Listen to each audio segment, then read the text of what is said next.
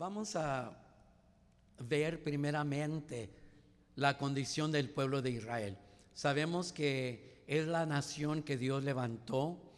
El Antiguo Testamento habla de la historia, ¿verdad? Tanto las victorias como pues las tristezas, las derrotas que sufrió el pueblo de Israel. No porque Dios no tenía el poder de hacerlos triunfantes, sino por su duro corazón, como el Señor Jesús en una ocasión se refirió al pueblo de Israel. Israel estaba en una crisis, se habían alejado de Dios, estaban en la idolatría. Dios había levantado esa nación y les había dado aquellos mandamientos. Y entre ellos, ¿verdad?, eran aquellos mandamientos que se referían a lo que es Dios, que Dios es un Dios celoso y que fuera de Él no hay otro Dios y que solamente Él es digno de toda honra y toda gloria. El pueblo de Israel ahí había visto tantos milagros, tantas maravillas. Al cruzar el desierto, cómo Dios los libró, los cuidó, los protegió, los pasó entre o por tierras ajenas con victoria, con triunfo, y cómo les suplió todo lo necesario a través de esos 40 años. Pero como leía nuestra hermana al principio, Dios estaba molesto con aquel pueblo. ¿Por qué? Porque continuamente se alejaban de Dios y buscaban en otros dioses, teniendo el verdadero Dios a su lado, pero ellos buscaban en otros dioses. Había quizá, porque no habían dado su corazón de lleno a Dios, un hueco, un vacío, y trataban de llenarlo por medio de otras religiones, otros dioses. Pero vemos que al fin tenían que arrepentirse y decidirse buscar a Dios nuevamente. Una nación que se había alejado de Dios. Esto trajo a mi mente, nuestra nación, Estados Unidos. ¿Cuántos aman América? ¿Verdad? Tenemos que amarla o dejarla, ¿verdad? Si estamos aquí, debemos de entregar todo nuestro corazón a esta nación que nos está protegiendo, cuidando, dando, ¿verdad?, tantas bendiciones, ¿verdad? Pero una cosa me da tristeza, que esta nación se ha alejado de Dios verdadero. Hoy en día podemos ver cómo tantas cosas están tomando prioridad. Una nación que se ha alejado de Dios no puede prosperar. Y aunque somos la nación más fuerte, más poderosa en todo el mundo, pero vemos que no podemos prosperar. Y vemos cómo está la nación tan derrotada, tan dividida. ¿Por qué? Porque hemos dejado al verdadero Dios. Hemos dado prioridad a otras religiones, según por estar correctos políticamente. Pero en eso hemos dejado a Dios. Como el pueblo de Israel abandonó a su Dios, así también nuestra nación ha abandonado a Dios. Pero hay un remanente fiel, amén.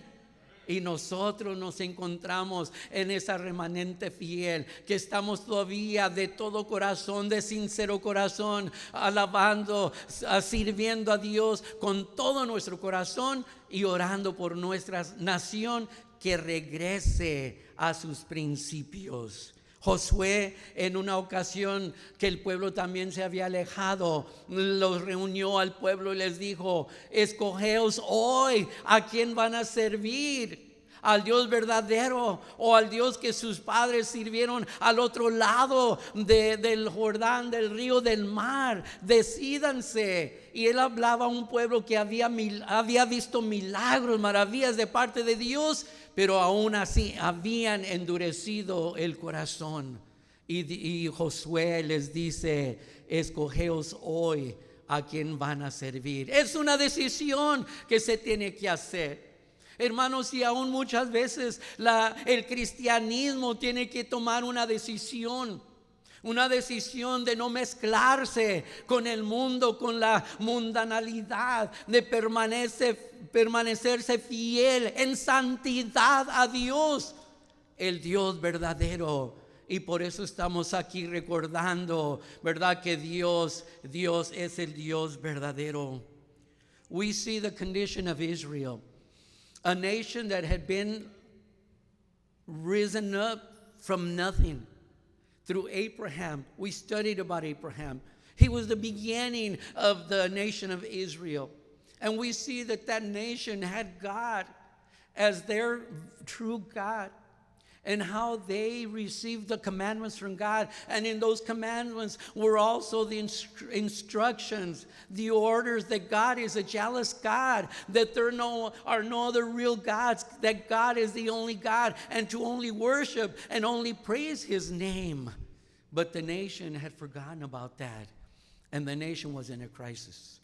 They had abandoned, and now they were on the verge of being conquered by the enemies, that God would give the victory to the enemies so that Israel could see and realize the error they were in. Our nation is in a crisis. Our nation is the greatest on this planet. People died to get here. We love America. We love what it stands for. That Statue of Liberty that welcomes all those homeless, all those poor, all those weary, all those weak, all those sad.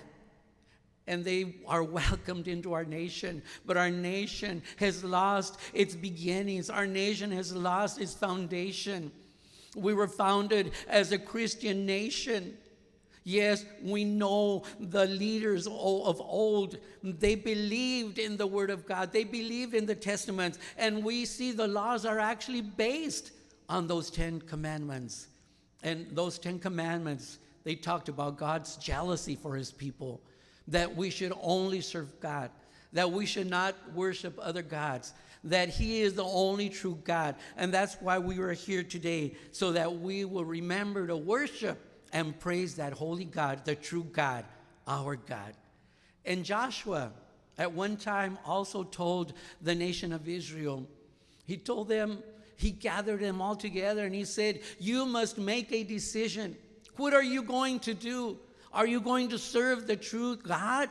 The God you know has done miracles in your lives, has done miracles in this nation, has given victory over this nation, over other nations. That's the true God. You must make a decision. Serve him, or are you going to serve the gods that your fathers worshiped on the other side of the river?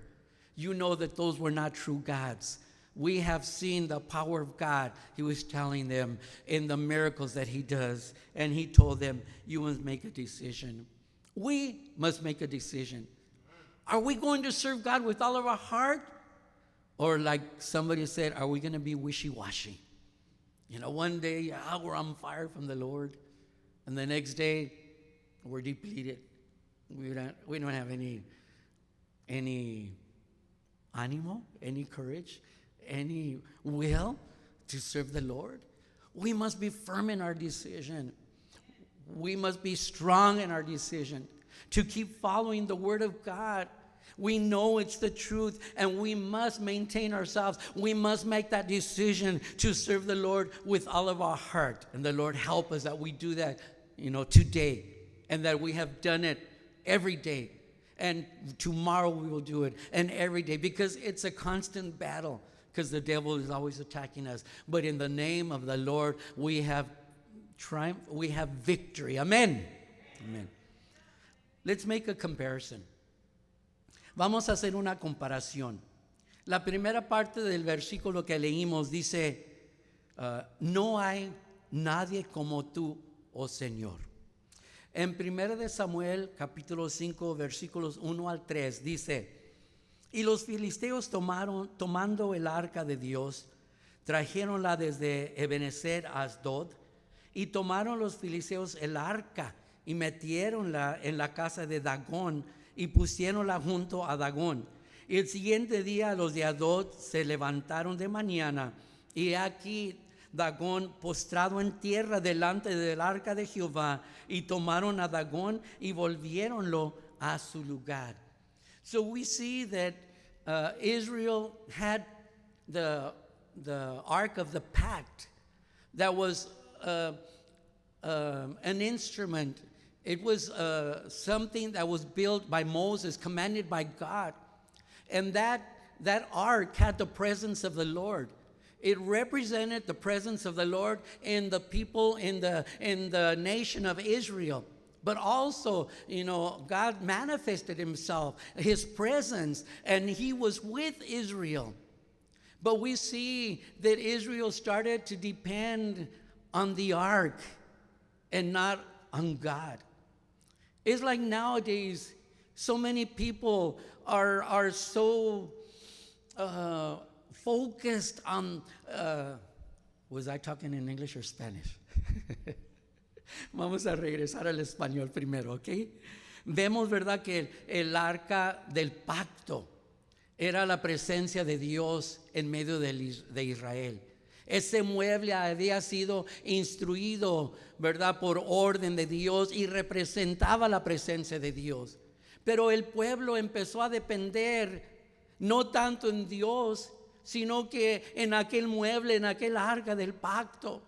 Y vemos que en una ocasión estaban perdiendo la guerra Israel contra los enemigos y mandaron traer el arca. Y cuando llegó el arca en medio de los soldados, todos gritaron con voz de júbilo. Y los enemigos dijeron: ¿qué ha sucedido? Porque oyeron aquello. Y es que Israel decía: pues ya llegó el arca, ahora sí vamos a ganar. Pero Dios, quien conoce los corazones, entendió. Ya no están dependiendo en mí, están dependiendo en el arca. Como estaba diciendo, como hoy en día tanta gente está enfocada en la cruz. Se les olvida de aquel que fue crucificado en la cruz, pero luego de la muerte resucitó, y lo mantienen todavía en aquella cruz, pendiente allí, y ahí oran, ahí ruegan, ahí rezan, ¿verdad?, a ese ídolo en vez de adorar al Dios verdadero. Y vemos que Israel, ¿verdad?, perdió esa guerra. Y el arca se fue llevada por los enemigos, los filisteos, y llegó a su pueblo. Y lo que hicieron con aquella arca es que la pusieron en el templo de su dios Asdod. Y ahí lo dejaron, se fueron a descansar. En la mañana llegan temprano y ven que aquella estatua está delante del arca postrado. Y pues se les hizo raro, así es que la levantaron y la pusieron para atrás enseguida. O sea, tenían al mismo nivel el arca, que era la presencia de Dios, simbolizando la presencia de Dios, con el Dios de ellos, su Dios, una estatua. El siguiente día entran y otra vez aquella estatua está postrada ante el arca del pacto, pero esta vez le está quebrada de la cabeza y de las manos. Y ahí Dios le demostró a aquel pueblo de los filisteos que Él es el verdadero Dios. No se puede comparar a nada, a nadie, a ninguna cosa. Como decía nuestro hermano, ¿verdad?, Él es sobre todas las cosas, sobre la creación, porque Él la formó, Él la hizo. No está limitado por el tiempo como nosotros. Él está sobre el tiempo y sobre todas las cosas. Vemos que también el Salmo 135 nos habla de esos ídolos de Asdod y cualquier ídolo que las personas adoran. Dice: sus ídolos son plata y oro, obra de manos de hombres. Tienen boca, no hablan. Tienen ojos y no ven. Tienen orejas y no oyen.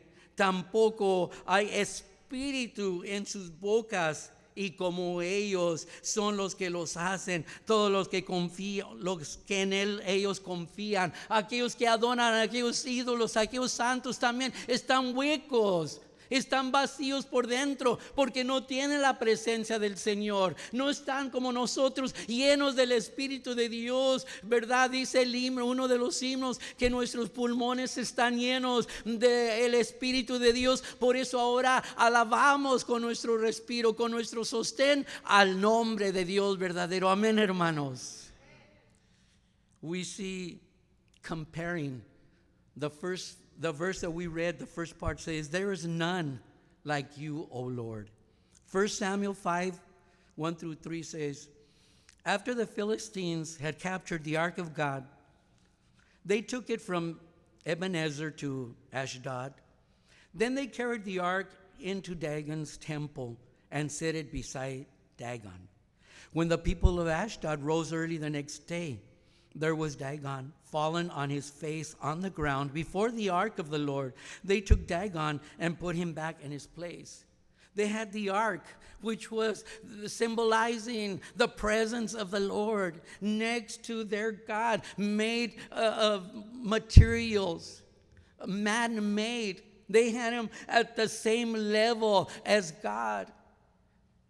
The Philistines went home. The next day they came into the temple, and they saw their statue in front of the ark of the pact of God. And they said, what's going on here? They picked him up and they put him back. The next day they come in, and again the statue is in front of the ark of the pact, but this time his head is cut off and so are his arms. The Lord showed him which is and who is the true God.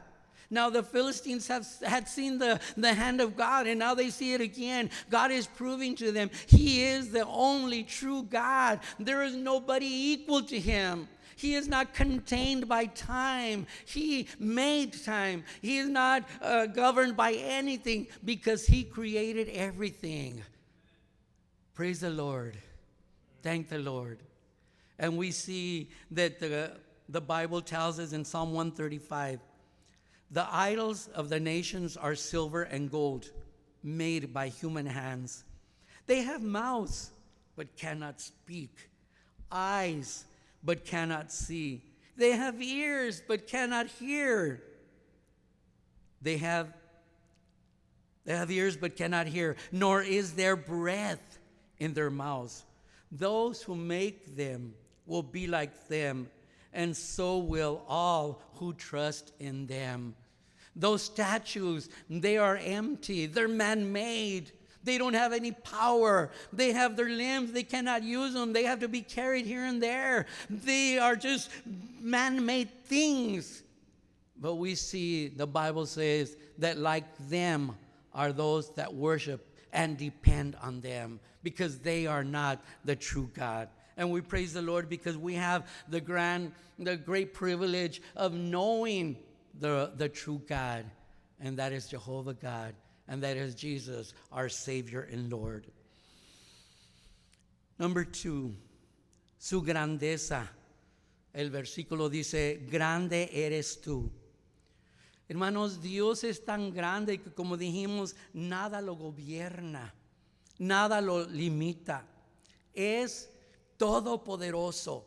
Hablamos, ¿verdad? Cuando hablamos que Dios le preguntó a Abraham, ¿habrá algo difícil para Dios? Vimos que no hay nada imposible, nada difícil para Dios. Él es todopoderoso, todo lo sabe. Él conoce cada pensamiento que tenemos. Él conoce quién va a ser salvo al final. No que Él predestine, no, sino que Él conoce todas las cosas. Él pone medios para que todos tengan la oportunidad de aceptarlo.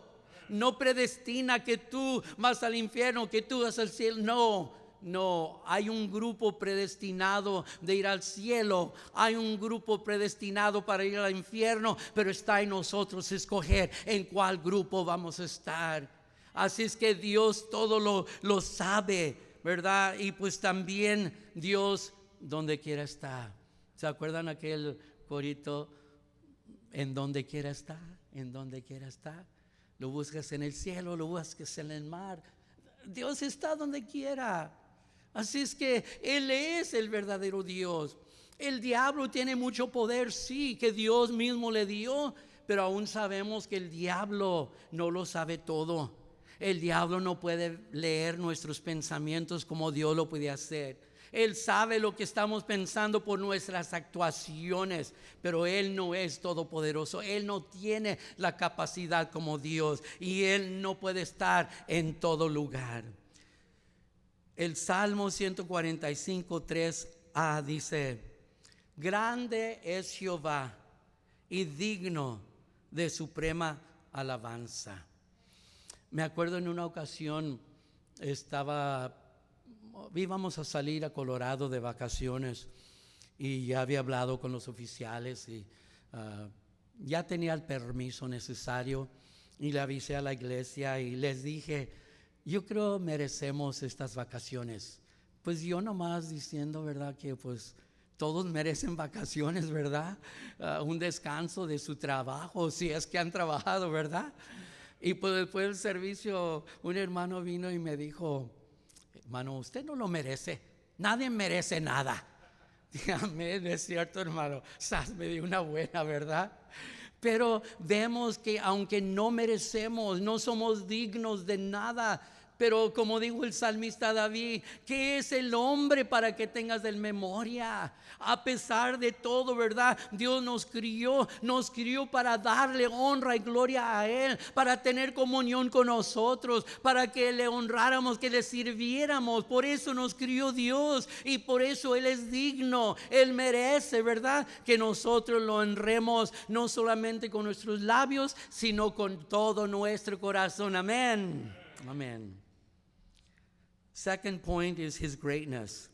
The verse that we read says, you are great. God is so great that nothing governs Him, nothing limits Him. He is all powerful, all knowing, and He is everywhere. We talked when we preached about Abraham. God asked Abraham when Sarah laughed because God told Abraham his wife was going to have a child and she was 90 years old and she couldn't have children. And she laughed. And then God asks Abraham, why did Sarah laugh? Is there something difficult for God? And we talked about how there is nothing difficult for God because He is all powerful, all knowing. He knows our thoughts at every moment. You know, sometimes we are in one place, but our mind is somewhere else. You know, our body's here. One time an hermano said, hermano, I can't go to church, but I'll be there in spirit. And then, well, it wasn't me, ¿verdad? It was another hermano, ¿verdad? He announced, watch out because the brother couldn't come, but his spirit is here. Don't sit on him, ¿verdad? Hermano, we have to worship in spirit. We have to worship in everything we are. And God is all-knowing. There is nothing He does not know. He knows who in the final time will be saved, and He knows who will not be saved. He does not predestine somebody, to go to hell and somebody to go to heaven. No, He has predestined a group to go to heaven and another group to go to condemnation. And it's up to us to choose. Where do we want to spend eternity? In heaven or suffering for eternity? That is a decision, and that is what we have to do. And God is everywhere. No matter where we go, God is there. Psalm 145:3a says, great is the Lord. He is most worthy of praise. Amén. Para concluir,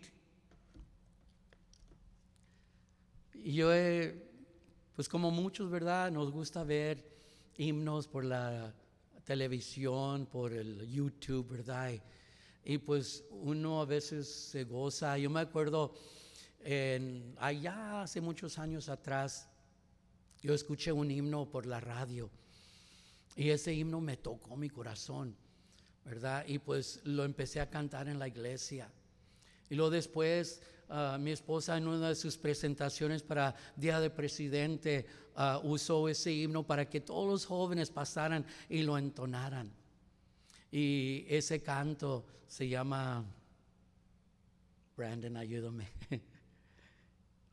En el mar, enfurecido, me encontraba una nave, frágil fui, sin timón. Mas llegó su luz a mi pobre ser. Cesó el viento y entregué mi puerto en él. Hay himnos que nos tocan, que nos llenan, y me gusta escucharlos. Pero una cosa que pues no criticando, pero cada quien tiene su manera de alabar, de adorar a Dios. Y a veces hay un himno bien hermoso, las palabras bien hermosas, y al final se oye, ¿verdad? Y están todos así, ¿verdad? Después del himno. Y para mí, ¿verdad? Yo siento que eso es para un juego de pelota.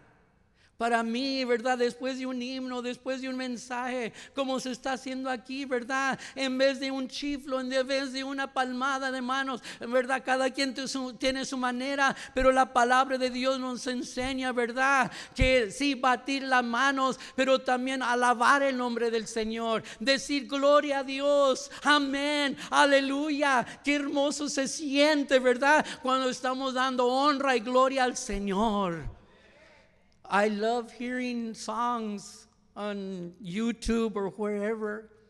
I was saying about one song that I heard on the radio many years ago, and that song just filled my heart. It's in Spanish. I don't know the translation, but we love music. We love hearing songs. But one of the things that I don't feel is proper, I don't mean to put anybody down. Everybody has their own way of worshiping. Who am I to judge? But I feel that after a song, after a sermon, I don't feel we should shout and scream and whistle. No, that sounds like it should be like we're applauding the people, or like in a football game. But I think the Bible shows us when we agree with something, what do? We say amen.